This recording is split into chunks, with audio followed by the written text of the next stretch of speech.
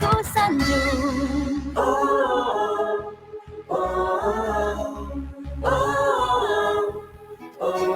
Semat erat di dalam jiwa, rasa cinta marak membara. Walau beza bangsa agama, kita tetap satu negara.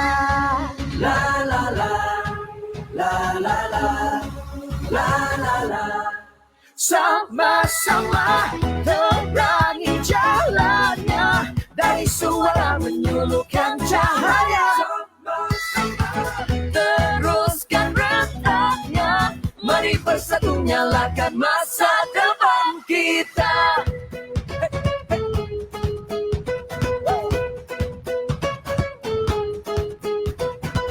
我站在智慧的高峰，坚信我的理想初衷，前方的路绊就是在躲，我的精神从不退缩。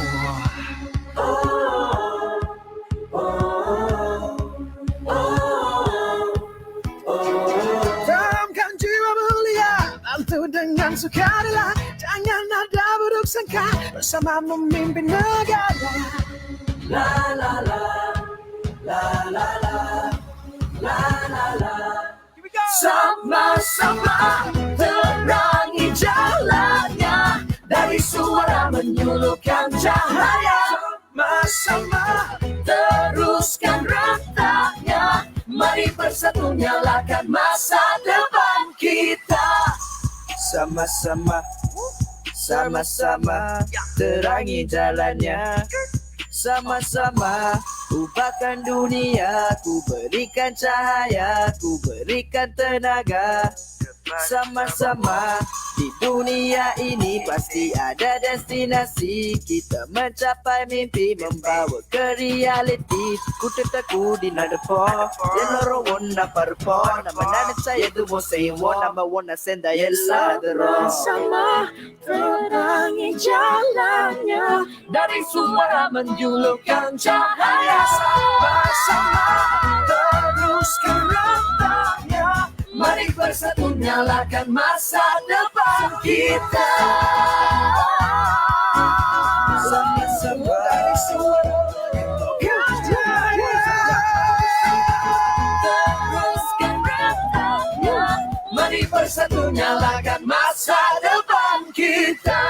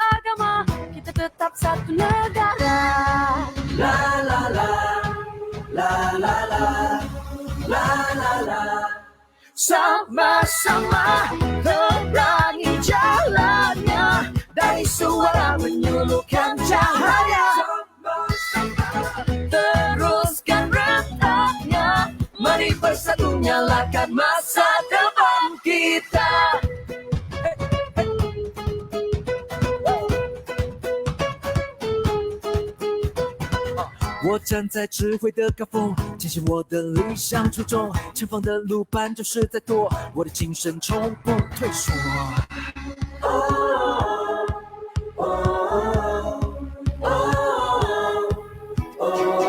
Tanamkan jiwa mulia, bantu dengan sukarela, jangan ada buruk sangka, bersama memimpin negara. La la la, la la la, la la la. Sama-sama terangi jalannya, dari suara menyulukan cahaya. Sama-sama teruskan rentaknya, mari bersatu nyalakan masa depan kita. Sama-sama, sama-sama terangi jalannya. Sama-sama ubahkan dunia, ku berikan cahaya, ku berikan tenaga. Sama-sama di dunia ini pasti ada destinasi, kita mencapai mimpi, membawa ke reality. Ku tetapku di nadapo, ಎಲ್ಲರೂ ಒಂದ ಪರ್ಪೋ, ನಮ್ಮ ನೆನಚಾಯದು ಮೊಸೆಯುವ ನಮ್ಮ ಒನ್ನ ಸೆಂದ ಎಲ್ಲಾದರೂ. Sama terangi jalannya, dari suara menjulurkan cahaya. Sama-sama teruskan rantangnya, mari bersatu nyalakan masa depan kita. Sama-sama dari suara menjulurkan cahaya, Teruskan rantangnya, mari bersatu nyalakan masa depan kita.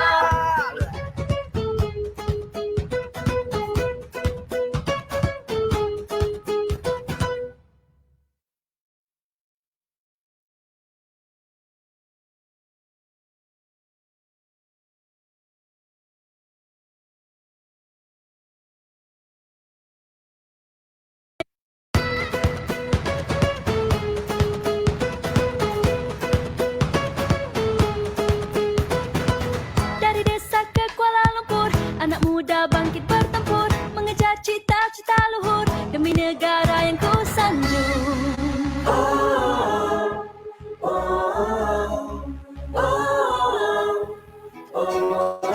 Semut erat di dalam jiwa, rasa cinta marak membara, walau beza bangsa agama, kita tetap satu negara. La la la, la la la, la la la. Sama-sama terangi jalannya, dari suara menyulukan cahaya. Teruskan rantangnya, Mari bersatu nyalakan masa depan kita.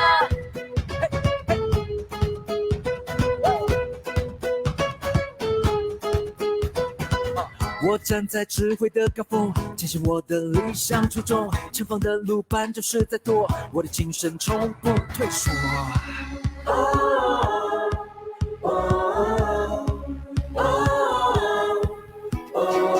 Dalamkan jiwa mulia, bantu dengan sukarela, jangan ada buruk sangka, bersama memimpin negara. La la la, la la la, la la la. Sama-sama terangi jalannya, dari suara menyulukan cahaya. Sama-sama teruskan rantangnya, mari bersatu nyalakan masa depan kita.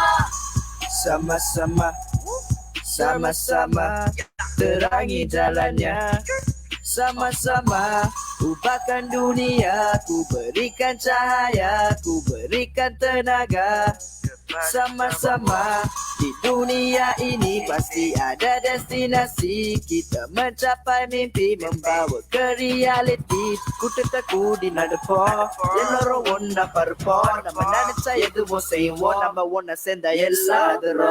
Sama terangi jalannya, Dari suara menjulurkan cahaya. Sama-sama teruskan rantangnya, mari bersatu nyalakan masa depan kita. Sama-sama dari suara menyulukan cahaya.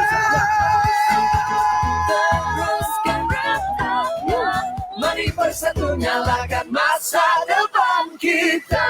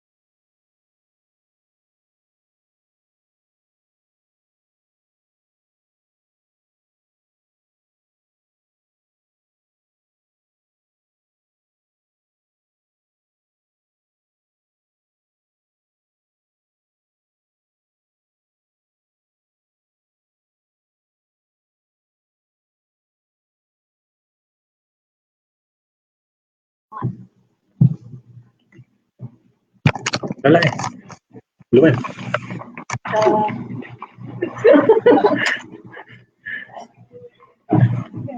Assalamualaikum warahmatullahi wabarakatuh.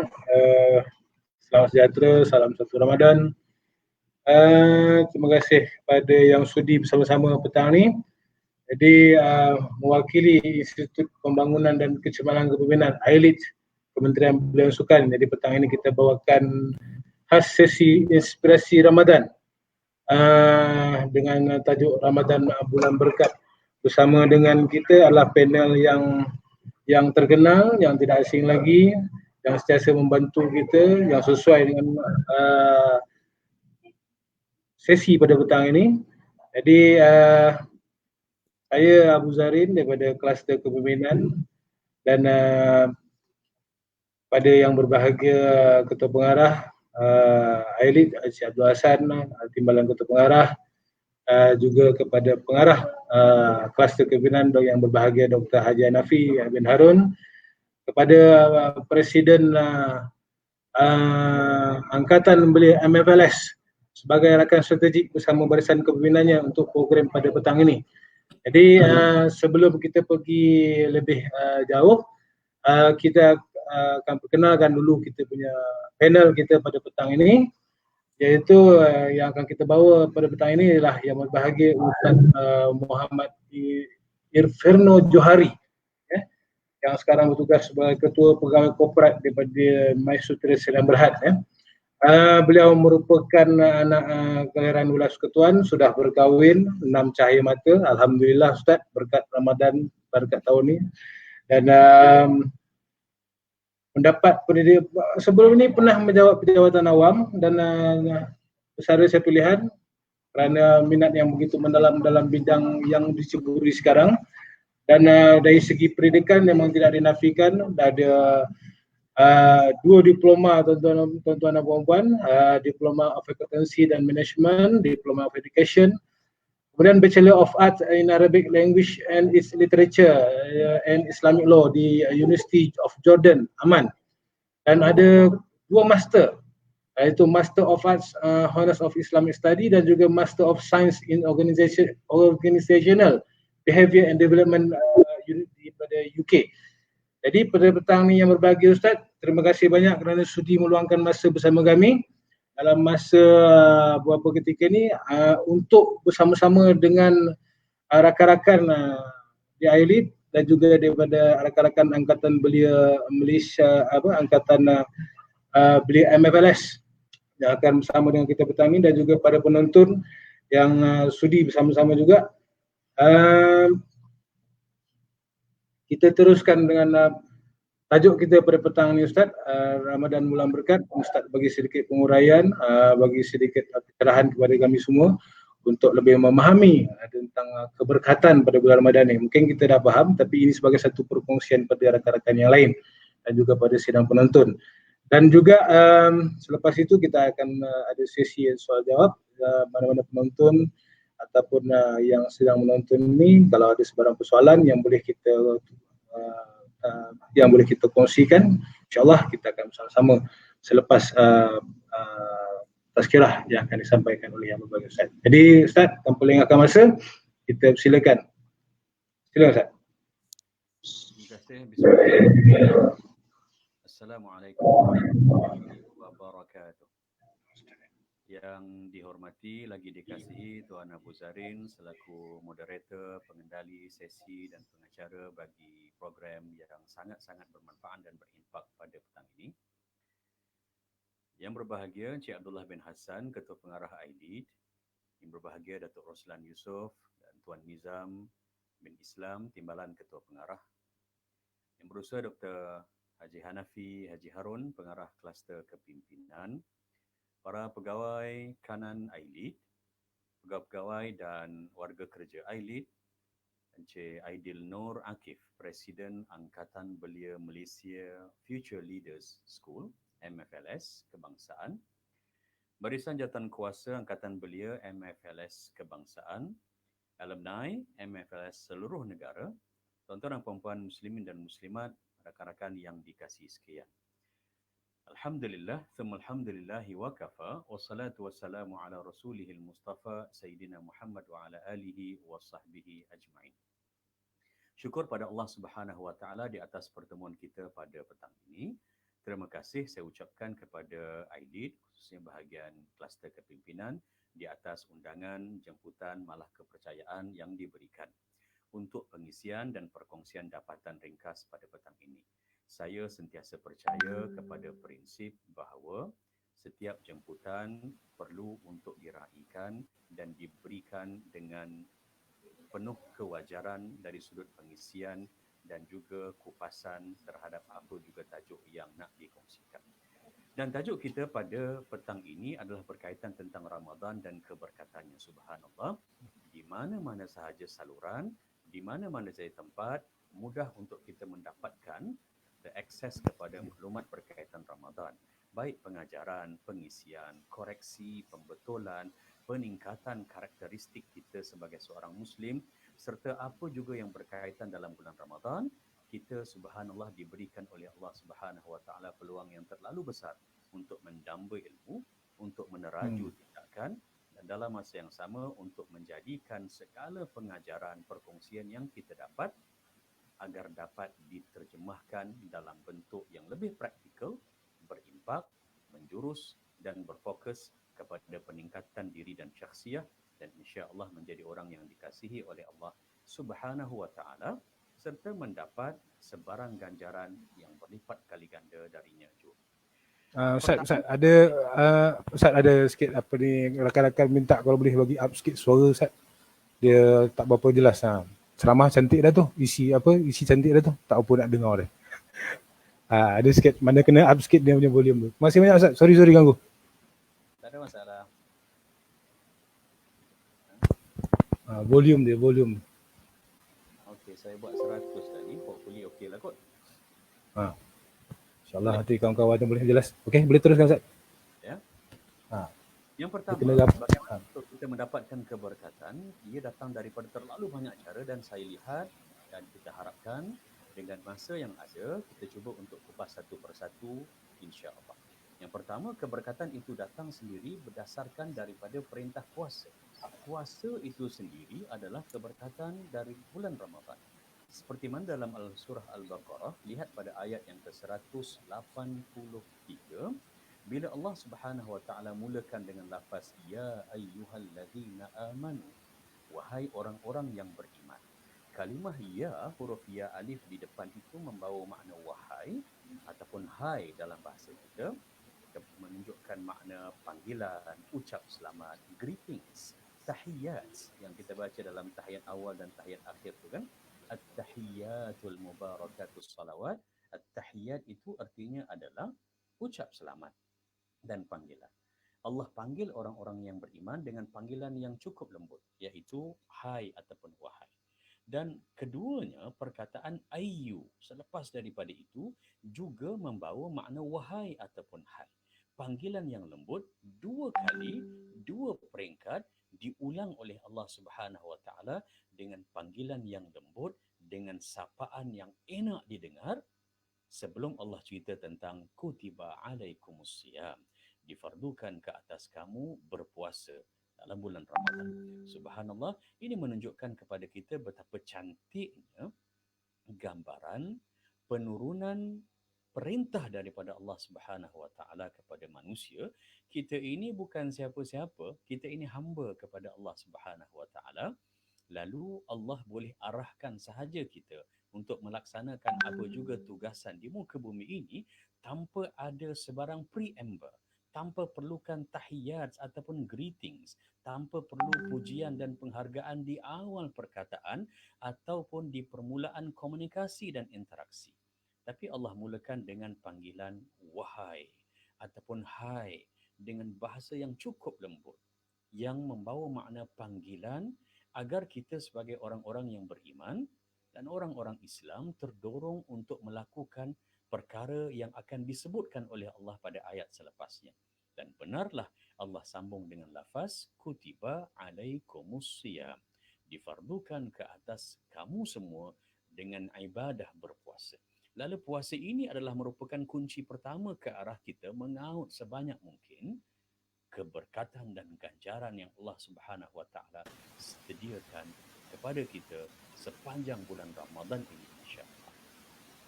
Setakat ini okey ya Tuan Abu suaranya? Minta kalau boleh dapatkan mic tu Ustaz dengan ni. Baik.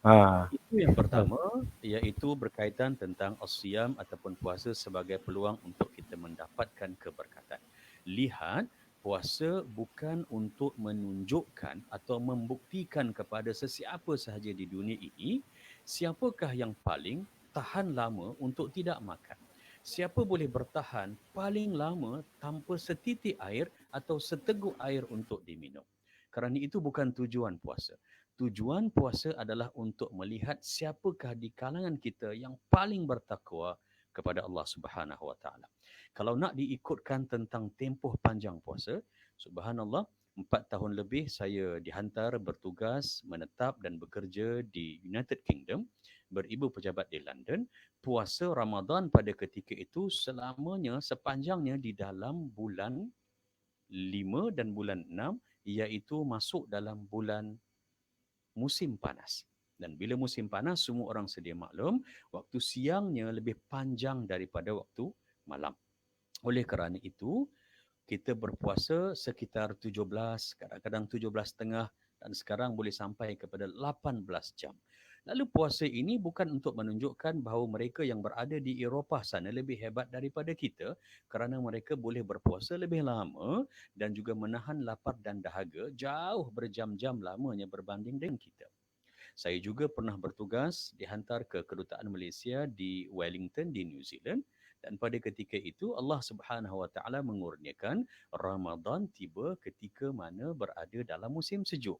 3 tahun saya di sana, 3 kali Ramadan di dalam musim sejuk.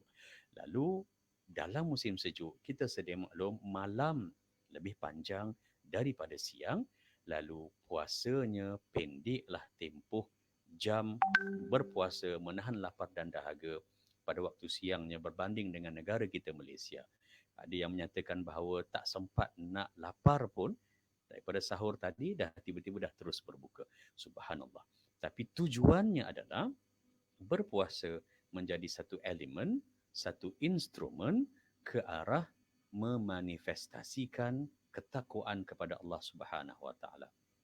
It's not the length of our worship kepada Allah, bukan bermaksud lagi lama kita berpuasa tahan lapar dan dahaga lebih hebat, tidak.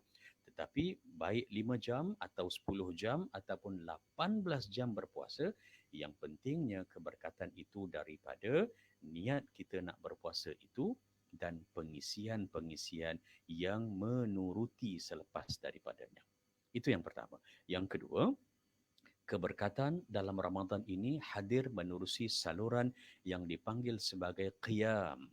Artinya bangkit atau mendirikan, membangunkan, melaksanakan. Dan kebiasaannya kita kaitkan perkataan qiyam dengan perkataan al-lail, qiyamul lail, yang bermakna bangkit mengerjakan ibadah kepada Allah Subhanahu Wa Taala pada waktu malam. Ini yang digambarkan dalam hadis Nabi daripada perkataan qiyam itu, man qama ramadana, sesiapa yang mendirikan, memuliakan, memakmurkan, mengisi Ramadan dengan penuh keimanan kepada Allah. Apa yang dia buat itu kerana dia beriman kepada Allah. Dan keduanya ihtisaban, benar-benar mengharap, bukan untuk dilihat, dipuji oleh orang, tetapi untuk diganjari, dilihat dan dinilai oleh Allah Subhanahu Wa Taala. Hidupkanlah malam kerana malam itu memberikan terlalu banyak ruang keberkatan kepada kita. Dan subhanallah, dalam kalender peristiwa-peristiwa besar dalam Islam, kita perhatikan bahawa banyak perkara-perkara yang hebat dan berimpak ianya berlaku pada waktu malam. Dia tidak berlaku pada waktu siang. Dia juga berlaku dalam keadaan tidak ramai mata yang melihat. Dia tidak perlu viral. Dia tidak perlu menjadi sebutan ataupun menjadi ungkapan apa juga bentuk komentar daripada orang ramai. Dia berlaku secara sendirian antara seseorang hamba itu dengan Allah Subhanahu Wa Taala.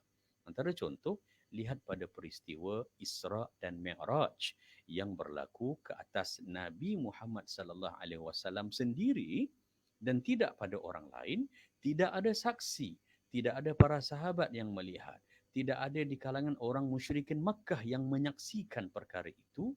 Nabi naik ke atas buraq, kemudian terbang dibawa sederas sepantas cahaya sampai kepada Baitul Muqaddis, dan kemudian Mi'raj naik ke langit sampai ke Sidratul Muntaha, turun balik semula dalam tempoh 1 malam. Dia berlaku hanya kepada baginda Rasulullah sallallahu alaihi wasallam. Kalaulah sekiranya secara logik akal semata-mata, elok kalau Isra dan Mi'raj berlaku pada waktu siang, disaksikan dengan orang ramai, memudah dan memungkinkan lebih ramai orang untuk menerima Islam. Tetapi ia adalah merupakan satu peristiwa untuk menunjukkan dan membuktikan keimanan kepada Allah Subhanahu wa taala.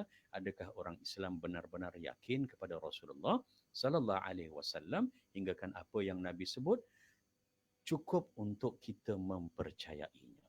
Kedua, dalam Ramadan ini berlakunya 1 malam yang lebih baik daripada 1000 bulan. Lebih 83 tahun, iaitu disebut sebagai Lailatul Qadar. Dia tidak berlaku pada waktu siang, dia berlaku pada waktu malam. Lalu nasihat untuk diri saya pertamanya dan juga kepada seluruh muslimin muslimat agar dapat sama-sama kita telusuri dan isi malam Ramadan dengan perkara-perkara kebaikan. Dan perkara-perkara ini kebiasaannya kita buat qiyamul lail itu hanya kita dengan Allah Subhanahu wa taala. Kita tidak perlu risau bagaimana mata manusia melihat, mengukur dan juga menguji apa yang kita lakukan. Kita tidak perlu pastikan bahawa persembahan kita ini untuk dilihat oleh mata manusia, tetapi hanya untuk Allah Subhanahu wa taala. Bayangkan bila ibadah dianggap dan diberikan klasifikasi sebagai satu persembahan dalam ibadah qiyamul lail ini, dia akan jadi hebat. Lihat bagaimana seorang figura umum, public figure, sama ada ianya menyampaikan apa juga bentuk persembahan, nyanyian, penyampaian, syair, lakonan dan sebagainya, watak ataupun tempoh masa dia beraksi di atas pentas yang disaksikan oleh ratusan atau ribuan, mungkin juga jutaan manusia sebagai penonton, walaupun lagu yang dia nak sampaikan itu, contohnya, hanya 5 minit atau kurang daripada 5 minit, tetapi dia akan pastikan persembahannya itu persembahan yang berimpak dari segenap ruang. Ruang pentas digunakan sebaik mungkin.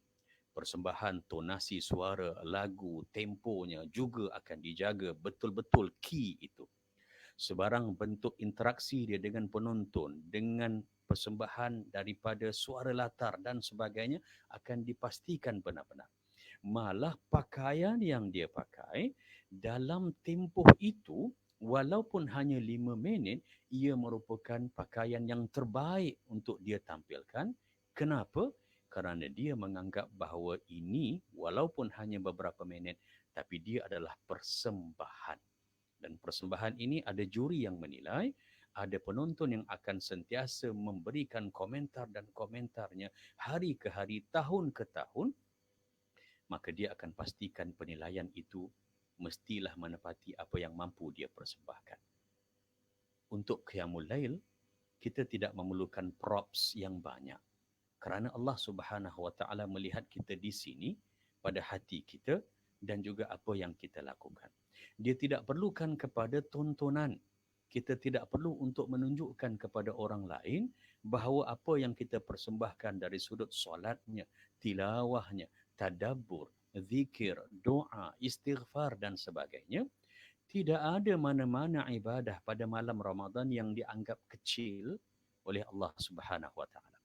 Manusia memiliki tendensi atau kecenderungan untuk melihat suatu yang besar dibuat oleh orang lain, dianggap yang ini kecil je, yang ini tak ada apa-apa, ini biasa je, semua orang buat benda yang sama. Alah, kalau benda macam ni biasa. Itu normal kita dengar daripada manusia. Tetapi dalam bulan Ramadan ini, walaupun sedikit ataupun secuit persembahan ibadah yang dibuat oleh manusia, Allah Subhanahu wa taala melihat dan menilainya sebagai suatu yang besar, sebagai suatu yang wajar untuk diberikan lipatan kali ganda pahala dan ganjaran oleh Allah Subhanahu wa taala. Terdapat sepotong hadis sahih baginda Rasulullah sallallahu alaihi wasallam yang menyatakan bahawa mana-mana rumah di mana dalamnya itu ada orang yang membaca Al-Quran dan kemudian orang itu juga sudi berkongsi, spotting untuk membaca, melayani dan interaksi dengan Al-Quran bukan dengan dia sahaja tapi dua orang ke atas. Dia bersama dengan anak-anak, bersama dengan suami isteri ataupun bersama dengan adik-beradik, maka mereka membaca Al-Quran dan mereka bertadarus. Dalam hadis ini dinyatakan bahawa Allah Subhanahu wa taala menyatakan pada para malaikat, lihat, ini adalah merupakan hamba-hambaku yang terpilih yang membaca Al-Quran dan bertadarus Al-Quran. Subhanallah, ini adalah antara ruang siang kita bekerja, malam kita usahakan diri kita memberikan persembahan yang terbaik kepada Allah Subhanahu wa taala bagi memperolehi keberkatan daripadanya. Ketiga, saya menyarankan dan menasihati diri sendiri untuk mencapai keberkatan Ramadan ini, kita buka akaun yang dipanggil sebagai akaun infak ataupun akaun sedekah, sumbangan dalam apa juga bentuk. Kita tidak perlu tunggu kaya atau memiliki segala-galanya untuk kita bersedekah. Kita hanya perlukan hati dan niat yang ikhlas untuk berkongsi apa yang kita ada semampunya, semahunya. Orang yang memiliki RM100 di dalam wallet, dalam dompet dia pada satu-satu masa, tapi pada ketika itu dia hanya mampu dan mahu untuk bersedekah RM5 dibandingkan dengan orang yang di dalam wallet dan dompetnya itu mungkin hanya ada 10 ataupun RM15, tapi dia nak memberikan juga sumbangan yang sama iaitu RM5, maka yang kedua ini dilihat lebih besar di sisi Allah Subhanahu wa taala.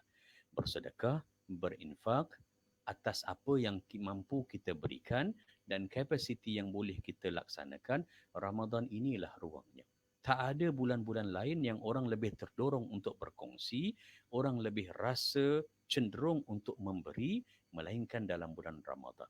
Lalu kita buatlah apa yang kita mampu dari sudut bersedekah, jangan risaukan daripada sudut kuantitinya. Kualitinya pula, jangan risaukan dari sudut pandangan mata manusia.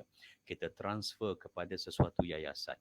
Kita pindahkan duit kita kepada sumbangan kita kepada mana-mana organisasi dan pertubuhan, NGO, badan-badan kebajikan dan sebagainya. Boleh. Dan mungkin orang akan lihat RM5, RM10 yang kita berikan itu kecil, tetapi subhanallah nilainya besar di sisi Allah Subhanahu wa taala. Sebaik-baik sedekah adalah bila kita lakukan walaupun jumlah pemberian itu kecil, tetapi ianya berterusan. Nabi pesan kepada kita kalau buat benda baik ini biarlah kecil, biarlah orang nampak tak ada apa-apa nilai, tetapi ianya berterusan. Contoh, kalau sekiranya sekarang dah sebulan lebih, hampir 2 bulan kita tidak dapat mengimarahkan masjid untuk solat Jumaat dan sebagainya. Contoh yang saya berikan, kalau orang pergi solat Jumaat, setiap minggu dia hanya bagi RM1 dan sebagainya. Ada orang yang bagi RM100, minggu depan dia rasa tak larat dah, dia bagi RM5 sahaja.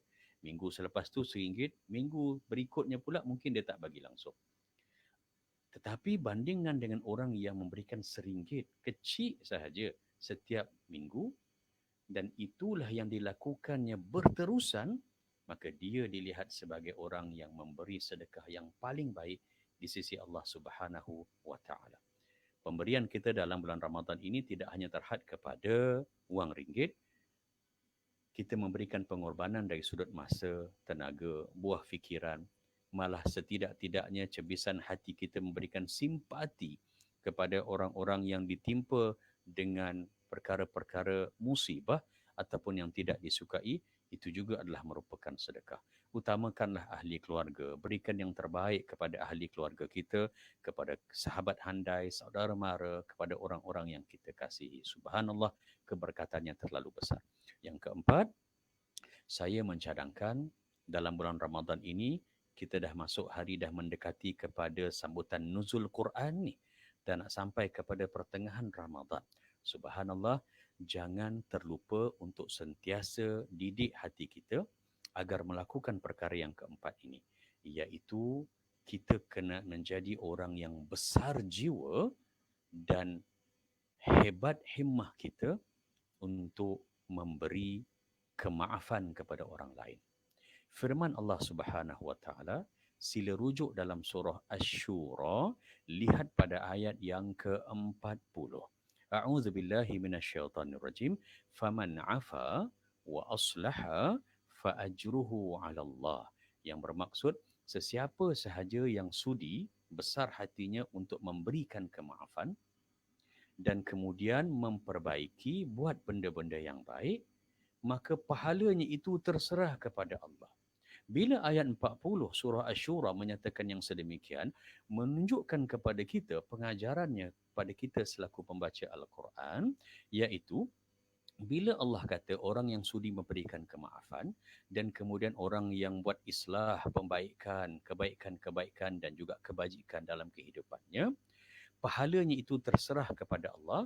Kita sebagai pembaca Al-Quran sudah tidak perlu tanya, berapa banyak ya Allah nak bagi? Berapa banyak agaknya? Itu antara kita dengan manusia biasanya begitu.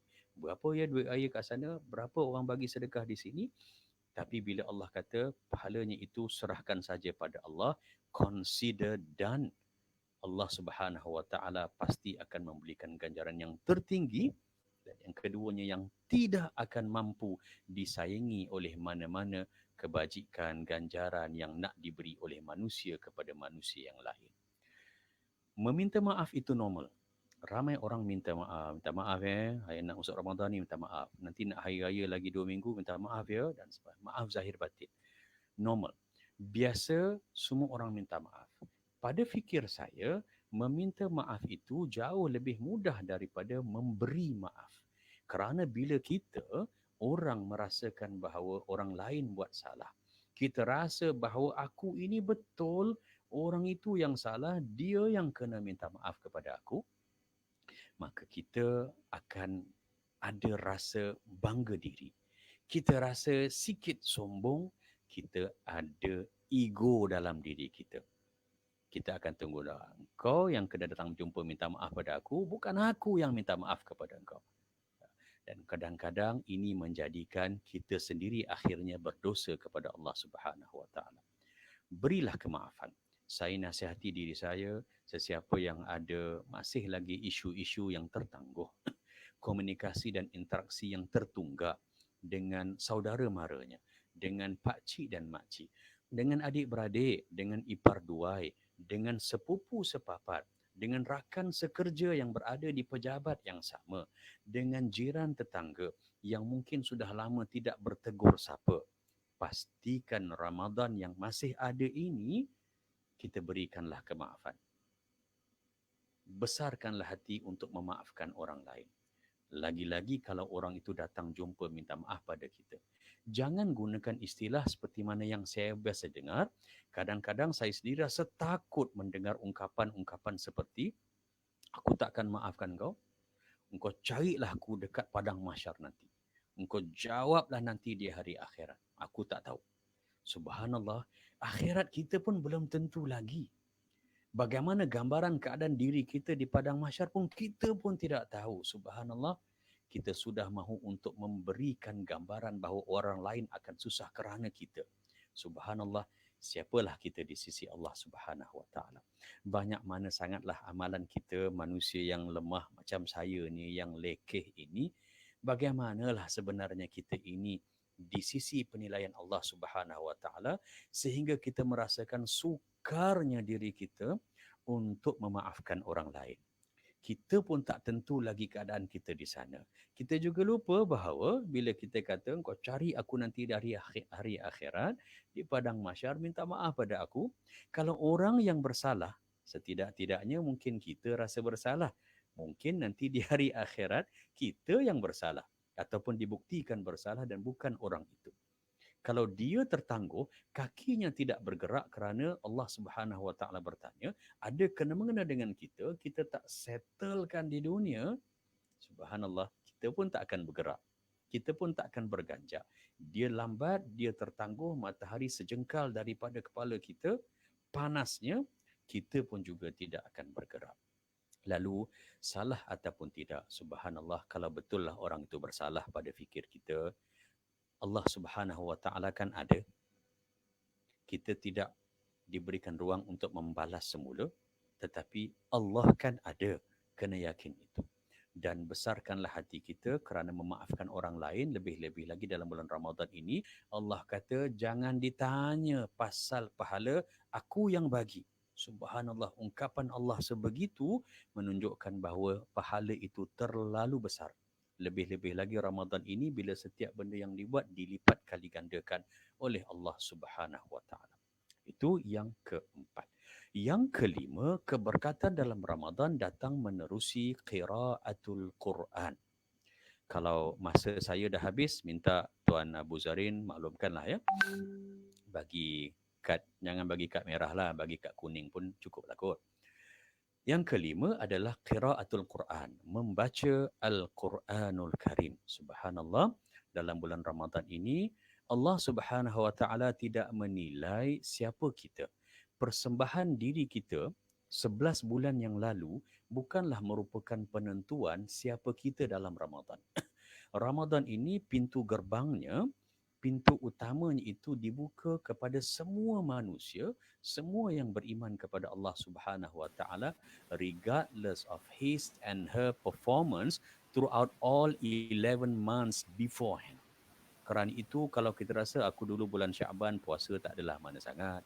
Rejab pun orang sebut Rejab, aku sebut Rejab, sedekah aku tak adalah banyak sangat. Bulan Muharram pun puasa sunat pun aku tak buat. Yang lain pun sedekah pun kurang. Kita asyik merasakan bahawa diri kita ini kurang berbanding dengan orang lain dari sudut persembahan ibadah. Pertama, subhanallah, kena yakin bahawa keberkatan dalam Ramadan ini bukan kerana performance kita 11 bulan yang lalu. Kita jauh daripada Allah, kita dekat daripada Allah. Kita banyak ilmu tentang agama, kita mungkin kurang maklumat tentang agama. Kita banyak beribadah, practicality mungkin bukan di pihak kita. Ramadan ini untuk kita semua. Semua orang mempunyai peluang yang sama untuk meningkatkan darjatnya di sisi Allah Subhanahu Wa Ta'ala, dan antara cara yang terampuh adalah menerusi membaca Al-Quranul Karim. Ringkas hadis riwayat Aisyah radhiyallahu anha, qalat, dia berkata, qala Rasulullah sallallahu alaihi wasallam, Nabi Muhammad sallallahu alaihi wasallam bersabda, alladhi yaqra'ul Quran wa huwa mahirun bihi ma'asafaratil kiramil bararah. Orang yang membaca Al-Quran dan orang itu dia mahir, tahu selok-belok tajwidnya, tahu hukum hakam bacaannya, di mana nak berhenti, tonasi dan suaranya hebat, tambah pula dengan taranum, subhanallah, ada ijazah lagi dengan bacaan Al-Quran, boleh mengajarkan orang. Orang ini dalam bulan Ramadan bila dia baca Quran, Allah kata dia akan bersama dengan para malaikat rahmat. Allah turunkan malaikat, masa dia baca, malaikat dekat dengan dia. Ketika dia baca Quran ataupun bertadarus, malaikat mendoakan dia. Dan di hari akhirat nanti di syurga Allah, dia akan bersama dengan para malaikat. Hebat kan? Kita rasa kadang-kadang bila baca hadis ini, kita rasa subhanallah, siapalah aku ni? Ya, kalau Abu Zarin kata, siapalah Dan ni? Kalau nak banding dengan orang tu yang mahir. Kita orang yang biasa-biasa. Kita ni orang yang dengan Quran bolehlah baca, tapi ialah biasa-biasa gitu je lah kan. Nak bawa ke tengah tak boleh, duduk tepi je lah. Boleh baca Quran tapi sekadar begitu sahaja. Tetapi rupa-rupanya hadis sahih ini muttafaqun alaih, sepakati oleh Bukhari dan Muslim. Nabi tak berhenti di situ. Nabi sambung rupanya hadis ini dengan lafaz walladhi yaqra'ul Quran wa huwa yutatta'u fihi falahu ajrani. Dan orang yang baca Quran, dia baca dalam keadaan tersangkut-sangkut, baca dalam keadaan tergagap-gagap, baca tak lancar, tidak fasih, tiada fasohah, baca tu berpeluh dekat sini tu. Sebab nak boleh sebut huruf dad dengan huruf ta tu mungkin susah bagi dia. Apatah lagi untuk memastikan kelancaran. Bila dah jadi gitu, nafas pun turun naik, jadi pendek nafas. Baca pun berhenti tak berhenti, lagu jangan kira lah. memang lagu tu yang tidak pernah didengar dalam mana-mana pertandingan ihtifal Al-Quran. Artinya dia baca itu dalam keadaan yang susah. Dia tak pandai. Macam kita ni lah, kita biasa-biasa sahaja kan. Kata Nabi, falahu ajrani. Orang begini dia akan dapat 2 ganjaran pahala. Subhanallah. 2 akaun pahala, the moment dia, he or she recites the Quran, the moment he or she do that, maka dia akan dibukakan 2 akaun pahala. Pertama, akaunnya yang disebutkan oleh Al-Imam Nawawi rahimahullah di dalam tafsir hadis ini menerusi kitabnya iaitu Riyadhus Salihin. Dia kata pahala min ajlil masyaqqah. Pahala kerana dia susah. Dia menghadapi kesusahan, sukar bagi dia untuk membaca Al-Quran. Tak macam orang lain yang mahir baca Quran. Kerana dia menghadapi kesukaran. Tapi dia sporting, dia buat juga, dia baca juga. Selagi mana dia baca, selagi itulah Allah turunkan keberkatan dari sudut ganjaran pahala kepada dia. Bertimbun-timbun pahala, cuma tidak dilihat dengan mata kasar. Kedua, min ajlil qiraah. Hanya semata-mata kerana dia sporting, sudi nak baca, dia tahu dia tak berapa pandai tapi dia baca. Kata Nabi SAW, hanya semata-mata baca, tak tengok lagi tu betul ke salah ke, orang yang tak pandai ini dia baca, dia akan dapat pahala selagi mana dia sudi menyantuni Al-Quran dan memperbanyakkan tilawah Al-Quran. Lakukanlah ini dalam bulan Ramadan, semarakkan rumah kita, kita punya tempat bekerja, sama ada pejabat kita, partition kita, desk work kita dan sebagainya, jadikan ianya semarak dengan tilawah Al-Quran. Itu yang kelima. Yang keenam, kalau boleh saya sambung, ada masa lagi ke Tuan Abu? Ada. Kita masuk yang keenam. Terus. Yang keenam adalah keberkatan datang menerusi silaturahim. Perbaikilah silaturahim kita di dalam bulan Ramadan. Apa maksud silaturahim? Silatu dalam bahasa Arab artinya ikat, hubung kait. Dan rahim dalam bahasa Arab, macam kita baca Bismillahirrahmanirrahim itu, rahim maknanya yang mengasihani, mudah belas kasihan, mudah rasa simpati kepada orang. Bagaimana kita nak wujudkan silaturahim? Saya amat-amat nasihati diri saya pertamanya dan kepada semua muslimin muslimat agar kita gunakan Ramadan ini untuk dapat keberkatan dari Allah. Kita perbaiki silaturahim kita dengan ahli, keluarga, saudara mara kita. Subhanallah, ikut pengalaman saya dengan interaksi dan juga komunikasi dengan umum, terlalu ramai. Saya ulang, terlalu ramai yang tak bertegur adik-beradik bertahun-tahun lamanya. Terlalu ramai kerana urusan-urusan berkaitan tentang harta, tentang hal ehwal pentadbiran keluarga. Adik-beradik tidak bertegur, pakcik dan anak saudara langsung tak nak berjumpa, hari raya pun tidak ziarah, Ramadan apatah lagi. Ada juga sampai ke peringkat anak-anak yang mahu dan merasakan bahawa dia boleh nak merajuk dengan ibu dan ayahnya. Tak nak bercakap atau berkomunikasi dengan ibu dan ayah. Semata-mata kerana tidak puas hati terhadap 1-2 isu ataupun keputusan-keputusan yang dibuat dalam keluarga. Ini, jangan tunggu bulan lain. Bulan ini juga yang hanya berbaki 2 minggu lebih sedikit. Ramadan ini saya nasihati diri saya dan semua, perbaikilah silaturahim. Yang tak bertegur tu, tegurlah sedikit. Tak perlu untuk jadi mesra kalau tak mampu. Setidak-tidaknya jangan memulaukan diri atau memulaukan orang lain. Itu saudara mara, dah settle dengan saudara mara, dengan kawan-kawan pula ni, dengan sahabat handai, dengan orang-orang yang kita kenali juga begitu. Cara paling mudah, paling praktikal, semua orang ada aplikasi WhatsApp ataupun ada aplikasi Telegram. Dan boleh saya katakan majoriti di kalangan kita, regardless umur, tanpa mengira umur, macam Tuan Abu Zarin, muda lagi, nampak sinar. Tanpa kira umur kita ini berapa, subhanallah, semua orang boleh dikatakan ada grup WhatsApp ataupun Telegram ahli keluarga. Adik-beradik ataupun saudara mara yang ada pakcik, makcik dan sebagainya. Cuba buangkan rasa ego kita, hilangkan, kikiskan rasa besar diri kita tu, setidak-tidaknya ada mak lang kita dalam tu, tanyalah. Mak lang apa khabar? Ada Pak Long kita kat situ, memang betul dah setahun tak bersembang dengan dia. Kita nak berkat pahala Ramadan ini. Lalu orang yang memulakan langkah ke arah silaturahim, orang itu yang pahalanya paling besar. Pak Long sihat? Cukup. Kalau rasa tak ada point nak sembang, cukup. Setidak-tidaknya kita bersembang dengan sepupu, dua pupu, lebih-lebih lagi yang ada urusan yang mungkin tak puas hati dulu dan sebagainya. Dia tak mudah tuan-tuan, saya ulang, dia tidak mudah. Tetapi dia akan jadi mudah dengan dua cara. Pertama, dengan kita benar-benar yakin bulan Ramadan ini bulan berkat untuk semua orang. Dan yang keduanya, niat kita yang ikhlas, kita nakkan Allah Subhanahu Wa Taala angkat darjat kita. Jangan tunggu manusia angkat darjat kita. Allah Subhanahu Wa Taala angkat, lalu kita kena lakukan. So, mulakan silaturahim.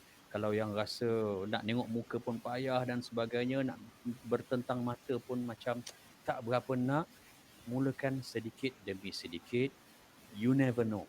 Ungkapan yang sedikit dengan lafaz Assalamualaikum, mungkin orang tu tak jawab pun dalam grup WhatsApp, mungkin dia jawab dalam hati, kita dengan Tuhan dah selesai. Kita dengan Allah Subhanahu Wa Taala dah settle. Seterusnya, kalau boleh saya ambil ini sebelum kita mungkin pergi kepada sesi soal jawab Tuan Abu, kalau ada, adalah saya mencadangkan kepada diri saya dan juga kepada seluruh muslimin muslimat untuk mendapatkan keberkatan dari Allah Subhanahu Wa Taala, kita lakukan perkara ini 3 dalam 1.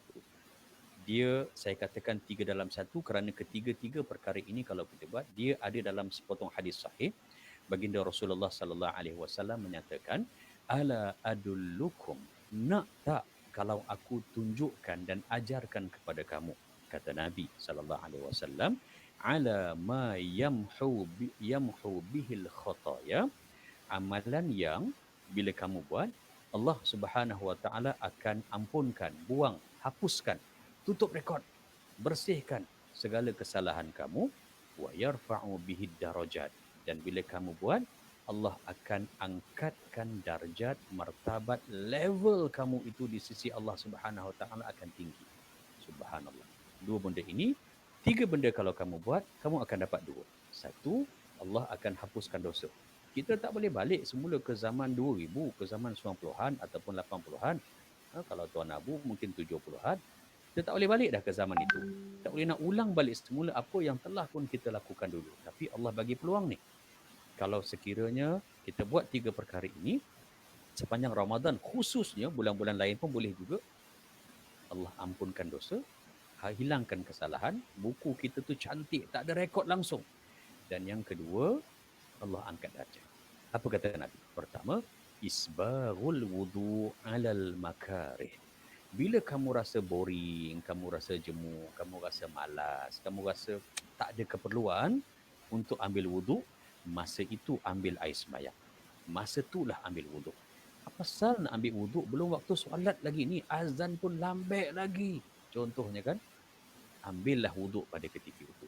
Semasa kita rasa al-makarih, makruh, benda yang kita benci, semasa tengah sedap, layan, tengok TV, movie pula sekarang ni, semua channel tengah free ni, semua orang dapat tengok sukan ke dan sebagainya, kita rasa tak ada keperluan, aku bukan nak baca Quran, aku bukan nak pegang mushaf Quran, disarankan agar Ramadan ini kita banyakkan untuk memperbaharui dan ambil wuduk.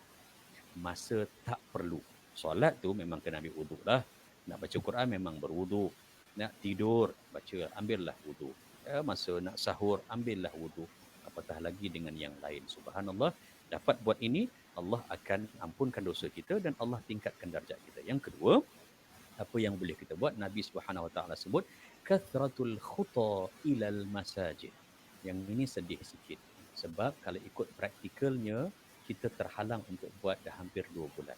Maksud kathratul khuta ialah kamu memperbanyakkan langkah-langkah ilal masajid, ke masjid. Kita tak dapat untuk berjamaah dan makmurkan rumah Allah Subhanahu Wa Taala. Insya-Allah. Sedih. Orang yang biasa pergi ke masjid, dia akan rasa. Orang yang biasa duduk dalam masjid. Apatah lagi orang yang sembahyang Jumaat, tiap-tiap minggu, Walaupun dihujuk kat birai-birai hujung masjid tu, duduk kat luar. Kerana dik datang lambat dan sebagainya pun sedih kalau tanya, dah lama tak dapat buat dan tunaikan salat Jumaat. Kita tak dapat pergi masjid tapi kita boleh buat praktikal dalam bulan Ramadan ini di rumah kita. Ada orang dia jadikan sebahagian daripada ruang rumahnya itu bilik mungkin sebagai tempat untuk musalla. Kita yang biasa-biasa rumah kita tak besar ni, kita boleh jadikan satu ruang, satu sudut khas untuk solat. Lalu itulah tempat kita tarawih, itulah tempat kita berzikir, kita tadarus Quran dengan anak-anak kita dan sebagainya. Sepanjang Ramadan ini, lebih-lebih lagi sepanjang tempoh PKP ini, kita perbanyakkan langkah kita untuk berada di situ. Setidak-tidaknya bila kita berada duduk kat sejadah, kita tak adalah rasa nak buat benda-benda yang tak elok. Dia secara automatik akan terhalang daripada kita buat, kita tengok, kita dengar benda-benda yang tak baik. Kalau sejadah tu kita dah lipat 2, tak cukup lipat 2, lipat 4, masuk dalam almari, letak kat bahagian atas sekali, jauh, mungkin masa tu kita taklah rasa terhalang untuk buat benda-benda yang tak baik. So, jadikan dan wujudkan suasana kita seakan kita berada di rumah Allah Subhanahu Wa Taala. Yang ketiga kata Nabi, intidharis salah ba'da salah. Kamu kena buat ini untuk diampunkan dosa terdahulu dan juga untuk diangkat darjat, iaitu kena ada rasa tindakan kita menanti-nantikan waktu solat dari satu waktu ke satu waktu. Maksudnya yang pertama adalah kita kena ready sebelum masuk waktu solat. Kedua, kita kena tahu dan cakna waktu solat tu bila masuknya, pukul berapa minit. Sekarang ni subuh dengan maghrib je yang kita very particular. Zuhur, asar, isyak tu kadang-kadang kita pun ingat-ingat lupa bila masuk waktu. Kita kena tahu agar kita bersedia lebih awal. Di rumah, macam mana kita nak jadikan kita bersedia dalam mood ataupun dalam suasana menanti-nantikan masuk waktu solat? Contohnya kita tahu dah maghrib 7.20, 7.10 tu kita jadikan ruang suasana dalam rumah kita itu suasana seakan semua menantikan solat. Kalau mungkin TV yang sedang terpasang, ada movie dan sebagainya, kalau boleh diperlahankan suara. Lebih baik lagi kita switch off, kita tutup. Sebab apa? Lagi 10 minit ni, lagi 5 minit ni nak masuk waktu solat, jadi kita dah ready. Dah buang dah letak ke tepi perkara-perkara. Anak-anak kita main PS4 dan sebagainya. Dalam masuk waktu solat lagi 10 minit, kita minta mereka tangguh dan berhenti dan rehat. Jadi ini membawa makna semua orang menunggu-nunggu masuk waktu solat. Kalau boleh biar sama, anxiety tu macam kita menunggu masuk waktu maghrib kejap lagi. Kan, korma kat tangan kanan, air cincau, bandung, soda dekat tangan kiri dah ada. Depan tu ada kuih cara lagi dan sebagainya. Bersungguh tu sebab tak nak buang masa. Tapi kalau boleh biarlah dalam waktu-waktu solat yang lain juga kita dapat melakukan yang sama. Subhanallah Tuan Abu Zarin dan juga muslimin muslimat, memang terlalu banyak lagi ruang untuk kita mendamba, memperoleh keberkatan dari Allah Subhanahu Wa Taala. Tapi saya fikir dan percaya, saya berhenti sekadar itu dahulu untuk perkongsian awal. Sekiranya ada sesi soal jawab, insya-Allah yang mampu untuk saya santuni akan saya cuba bagi respon. Jadi saya serahkan semulalah kepada tuan moderator kita yang dikasihi. Silakan Tuan Abu Zarin. Terima kasih banyak Ustaz. Saya tak tahu nak masuk celah mana ni. Nak potong tu sebab penjelasan Ustaz tu satu persatu. Ada kawan-kawan sebut macam jejak Rasul, tapi memang itulah kaedahnya sebab bila Ustaz beri penerangan secara detail satu persatu bagi kita jelas dan faham. Ada beberapa pertanyaan. Yang pertama Ustaz, kita dapat daripada Fauziah Muhammad Noor. Soalan dia, macam mana sebenarnya nak didik hati ni untuk minta maaf dan beri maaf dengan cara sebenarnya. Lepas tu soalan pertama, itu berkaitan dengan soal maaf. Yang kedua Ustaz, ada soalan daripada Syukran Roslan. Saya beri soalan terus Ustaz. Jika kita baca Al-Quran, Ustaz nak air ke? Nak minum? Jika sebab nampak saya terganti tu. nampak bandung soda tu Ustaz. Jika kita baca Al-Quran dan mungkin ada sedikit salah perkataan huruf, ialah sebab tidak bertadarus bersama dengan rakan, cuma kita berusaha untuk baca, apakah hukumnya? Ini daripada saudara Sultan Ustaz. Jadi kita pergi dua soalan dulu Ustaz. Jadi silakan Ustaz. Nanti saya akan cadangkan pada penerbit saya di program Tanyalah Ustaz TV3 dan TV9 untuk memberi ruang kepada Da'i Abu Zarin jadi moderator lah, insyaAllah. InsyaAllah boleh. Ada bakat nampak tu. Eh, Soalan pertama iaitu tentang macam mana nak didik hati. Subhanallah, hati ini dia filter. Hati adalah penapis. Kerana itu di dalam Al-Quranul Karim terlalu banyak Allah Subhanahu Wa Taala akan memulakan sebut anggota badan. Allah akan sebut hati ini belakang sekali. Allah sebut telinga, Allah sebut mata, hati ini mesti belakang sekali. Sebab hati jadi penapis terhadap apa yang telinga dengar, apa yang mata nampak. Apa yang telinga nilaikan, apa yang mata hukumkan. Betul ataupun salah, hati yang berkait dengan pemikiran ataupun perasaan kita. Al-Imam Al-Ghazali rahimahullahu ta'ala menyatakan hati ini adalah kerajaan. Maksud kerajaan ini adalah dia yang paling berkuasa. Dialah yang paling menjadi ketua. Dia yang boleh keluarkan arahan dan dia kena implement. Dia kena gunakan kuasa itu sebagai kerajaan kepada anggota tubuh badan dia untuk melaksanakan. Lalu, saya mencadangkan dan menasihati diri saya dan juga kepada semua muslimin muslimat, cara untuk didik hati memaafkan orang lain, pertamanya adalah sentiasa merasakan bahawa diri kita ini serba kekurangan atau diri kita ini banyak salah. Kena ada rasa begitu.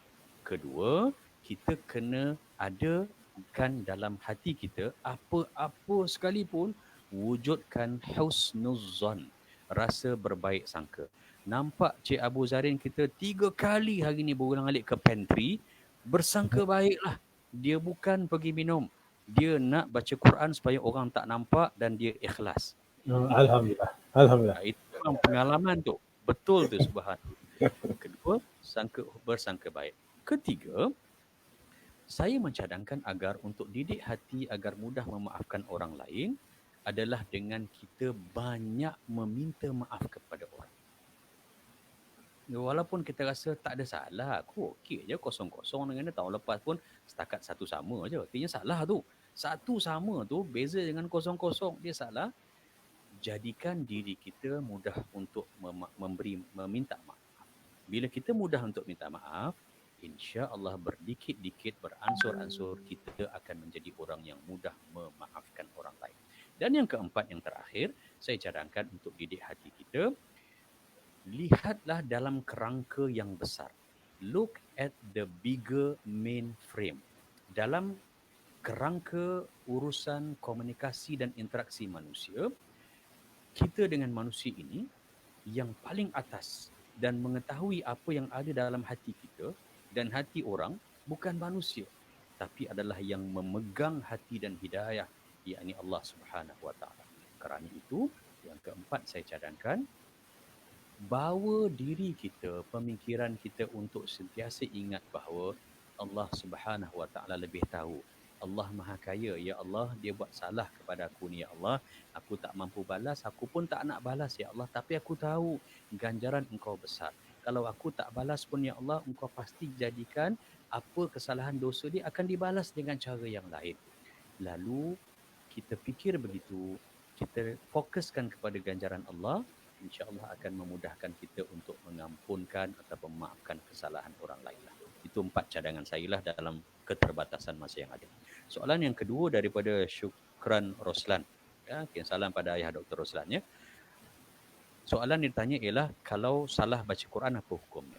Bagi orang yang dah mahir, orang yang dah tahu, orang yang dah kenal hukum tajwid, ya, apa beza antara mat jaiz dengan mat wajib, Tuan Abu Zarin? Cuba jawab. Ya, tak apa, itu bukan soalan yang perlu jawapan, saja je mengusik kan. Bagi orang yang dah tahu hukum, dia sengaja baca salah. Sengaja ni maksudnya ialah kerana dia baca laju. Jangan baca laju. Kerana Nabi SAW juga berpesan bahawa ianya merupakan suatu amalan yang sangat tidak beradab kalau baca Quran nak cepat khatam ke, nak cepat habis ke, baca laju. Baca dengan keadaan yang tertil, dengan perlahan, tenang dan sopan. Dan berlaku kesilapan. Kesilapan itu dia tak nak ubah. Walaupun dia tahu itu silap, maka hukumnya berdosa. Tetapi orang biasa-biasa macam kita ni, yang ilmu tajwid tak adalah ke mana sangat, yang baca Quran pun setakat biasa-biasa saja, bila kita baca dan kita tersilap, maka ia tidak dianggap sebagai kesalahan yang mendatangkan dosa. Salah kena berguru, kena betulkan balik bacaan, tapi tidaklah sampai kepada peringkat diberikan akibat ataupun ukubah di hari akhirat berdasarkan kepada hadis sahih yang saya kongsikan tadi, bahawa orang yang tak pandai baca Quran, dia sporting nak juga baca walaupun salah, dia akan dapat 2 pahala. Pertama, pahala daripada sudut dia membaca, biar salah macam mana pun, selagi dia nak baca, selagi dia nak betulkan diri, dapat pahala. Dan keduanya kerana susah. Orang yang tak pandai, kena disuruh buat satu benda yang dia tak pandai, maka dia akan dapat kesusahan. Dan dalam hadis Nabi, susah kerana baca Quran sebab dia tidak pandai, jangan risau. Salahlah banyak mana pun dalam proses belajar tetap wajib, tapi dalam proses belajar, salahlah banyak mana sekalipun, dia bukanlah kesalahan yang mendatangkan dosa kerana ia tidak disengajakan. Wallahualam. Okey Ustaz, ada 2 soalan lagi. Kita ada masa sikit lagi. Apa bezanya antara penghasut meminta orang lain memutuskan silaturahim dengan orang yang saja memutuskan silaturahim? Itu daripada Senan Johari. Yang berikutnya Ustaz, Hasliza Rozali. Hasliza Rozali ni dia tanya, bulan Ramadan. Ramadan. Rozali, saya rasa soalan dia tinggi sangat, saya tak mampu jawab tu. Dia level Okey. tinggi. Tak apa, nanti kita minta dia jawab lah. Boleh. Gurau je, silakan. Jadi soalan pasal Hasliza Rozali tadi ni, dia macam mana nak kaitkan dan ada tak ayat Al-Quran yang ketika pasal sayang pada negara, kita sebut kata daripada tuntutan agama dan PKP inilah, macam yang dikaitkan. Soalan itu. Dan ada satu lagi daripada Lin Muhammad ni. Boleh ke maafkan orang dalam hati je? Dia tak nak cakap mulut, dalam hati je. Macam sekarang. Orang Johor lah. Style orang Johor macam tu. Beritahu Lin, orang Johor macam tu. Macam Ustaz minta maaf dengan saya tak cakap mulut, saya kata dalam hati je. Kau boleh jawab tak? Dua, tiga soalan tu. Baik, terima kasih. Pertama, Pak Senan ya. Pak Senan bertanya tentang penghasut. Penghasut ataupun apa tadi Tuan Abu? Ulang balik, penghasut ataupun? Apa bezanya antara penghasut meminta orang lain memutuskan silaturahim dengan orang yang saja memutuskan silaturahim? Sama dua-dua. Secara ringkas jawab sama, dua-dua sama kerana pertama dia memberi impak yang sama, impak dan juga kesan buruk, dan kedua pelakon itu kedua-duanya adalah pelakon yang berdasar kita sebagai Muslim yang berkarakter, dan yang ketiga, subhanallah, menghasut ini prosesnya itu banyak. Kadang-kadang bukan kita gunakan orang lain. Kalau bukan orang lain, kita gunakan medium lain. Kita gunakan media sosial contohnya dengan menggunakan pelbagai nama samaran ataupun akaun palsu. Kesemuanya ini boleh membawa pada bahaya yang lebih besar iaitu fitnah. Dan fitnah ini subhanallah kalau kita sedia maklum dalam Al-Quranul Karim sekitar 32 kali perkataan fitnah itu diulang yang membawa makna yang terlalu banyak. Tak ada ruang cukup untuk kita kongsikan, tapi makna besarnya adalah ujian. Dia adalah ujian berat dalam hati manusia. Kerana itu dia menghasut untuk silaturahim ataupun dalam masa yang sama guna apa juga medium, secara ringkasnya sama. Kedua, soalan daripada Coach Haslizar Rozali iaitu berkaitan tentang ada dapatan tak PKP dengan Ramadan. Jawapannya ada. Kalau boleh saya petik firman Allah Subhanahu Wa Taala. Ada saya kongsikan juga dalam FB saya beberapa minggu yang lepas. Kerana saya buat siaran hari-hari, ringkaslah. Orang kata tazkirah setakat yang kita pandailah, yang kita tak tahu apa nak buat. Cuba rujuk dalam Al-Quran. Lihat dalam surah Ibrahim pada ayat yang ke-35. A'udzubillahi minasyaitanirrajim. Wa idh qala Ibrahimu, tatkala Ibrahim AS berdoa kepada Allah, Rabbi ja'al, wahai Tuhan jadikanlah hadzal balada, negara, bumi, tanah, negeri ataupun daerah ini yang disebut aminan, aman, damai, tenang, harmoni, bahagia, sentosa, selesa. Kedua, wajnubni wa baniya an na'budal asnam, dan jauhkan diriku dan zuriatku, keturunanku, bangsaku daripada menyembah berhala-berhala. Yang pertamanya ini adalah Nabi Ibrahim dia ketua di Makkah. Allah perintahkan dia untuk berhijrah ke Makkah. Secara ringkas, ketika itu Makkah kosong. Macam-macam benda boleh diminta oleh Nabi Ibrahim, tapi perkataan yang pertama sekali yang paling tinggi Nabi Ibrahim minta ialah suatu yang sangat-sangat berhubung kait tentang tata cara diri kita dan bakal penghuni, bakal rakyat yang akan duduk di Makkah pada ketika itu dengan negaranya. Iaitu dia minta agar jadilah negara ini tenang. Ketenangan negara ini, subhanallah, dia datang dalam banyak cara. Pertamanya adalah dengan keselarian dan keselarasan apa yang diperintahkan oleh pemimpin negara dengan penerimaan dan praktikal persembahannya oleh rakyat.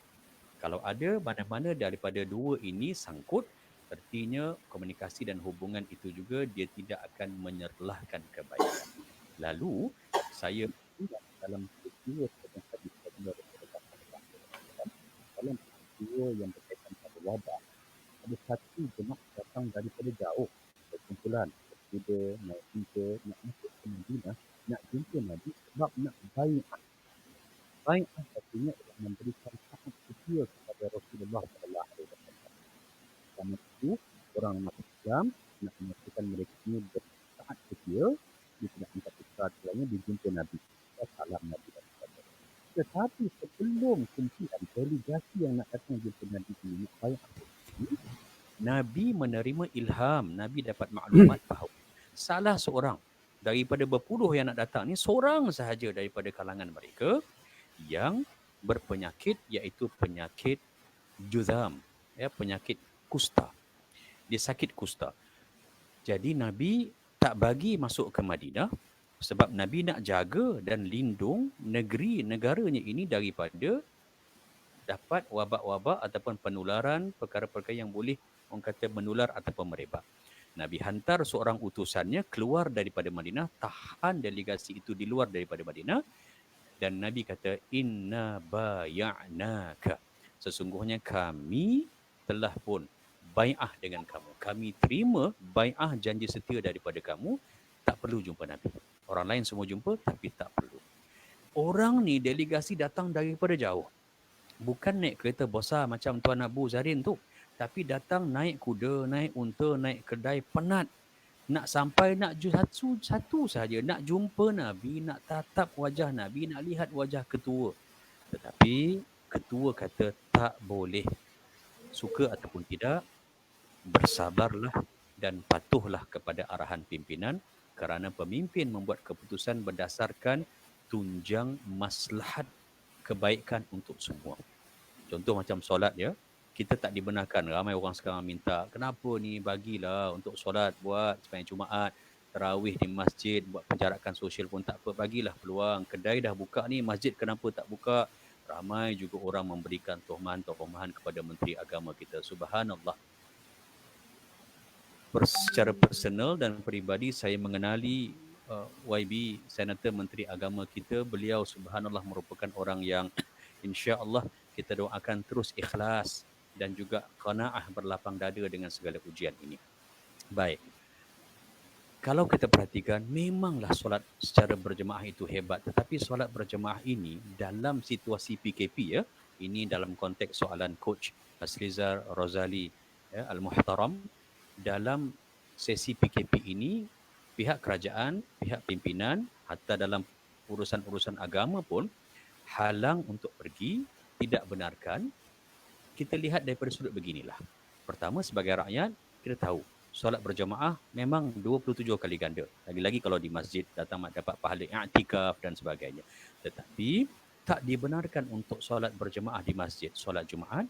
Solat itu adalah, berjemaah itu adalah fardu kifayah, tetapi menjaga kesihatan, hifzun nafs, menjaga nyawa, menjaga diri dalam maqasid syar'iyah adalah fardu ain. Dalam isu penularan, berada dalam situasi yang sangat-sangat pandemik ini, fardu ain lebih utama daripada fardu kifayah. Utamakan kesihatan diri terlebih dahulu dan kemudian sebagai fardu ain, dan berdikit-dikit insya-Allah boleh pergi kepada fardu kifayah. Bukan menidakkan, bukan meletakkan benda tu kecil, solat jemaah tak besar tu, tetapi ada yang lebih besar mengikut situasi. Lalu rakyat perlu melihat daripada sudut positif apa yang disampaikan oleh pemimpin. Ini satu daripada cara untuk mencetuskan rasa cinta kepada negara atas asas agama dan segala benda yang dibuat atas asas agama, dianya berpahala dan berganjaran, insya-Allah. Itu jawapan yang kedua. Yang ketiga, dari soalannya adalah berkaitan, saya dah lupa lah Tuan Abu, minta maaf, minta ulang. Tu maaf kena latih tu Ustaz. Okey, daripada Lin. 30 sen Lin. Ustaz, 30 sen. Ya, memaafkan dalam hati ataupun sebut tidak ada masalah, kedua-duanya diterima, yang penting dimaafkan. Kita memaafkan orang lain. Betul lah, kan? Emosi kadang-kadang kita dah marah kat orang, nengok muka pun tak nak.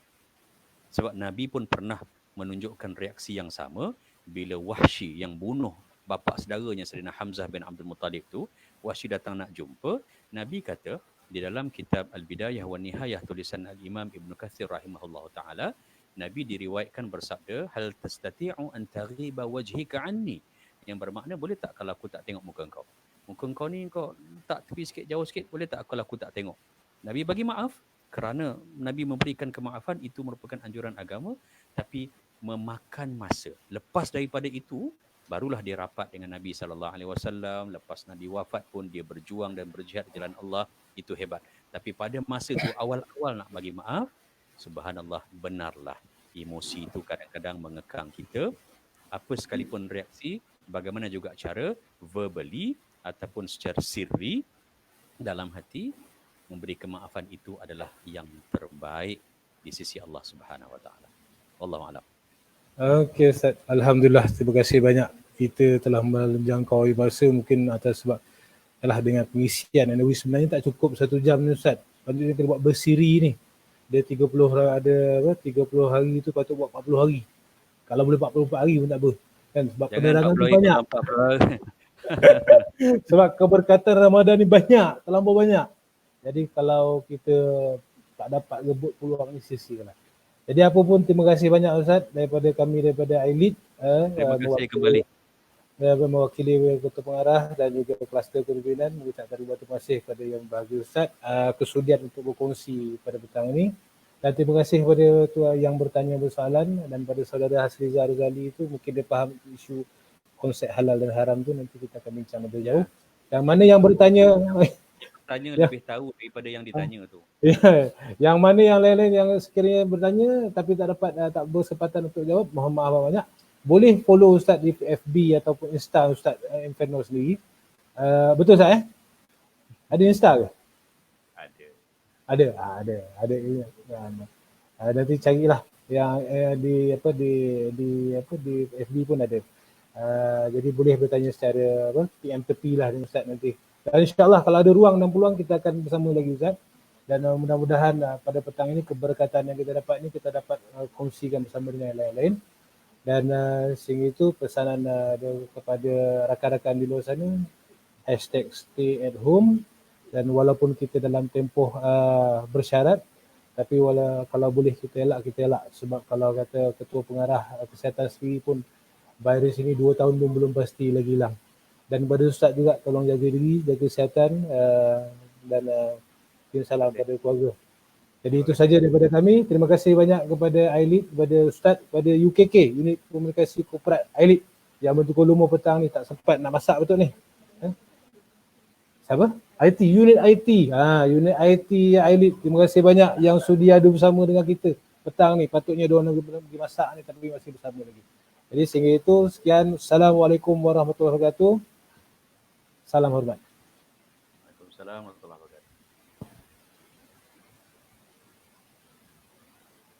Dah. Okay Ustaz. Terima kasih banyak Ustaz. Yang lain urusan lah. Nanti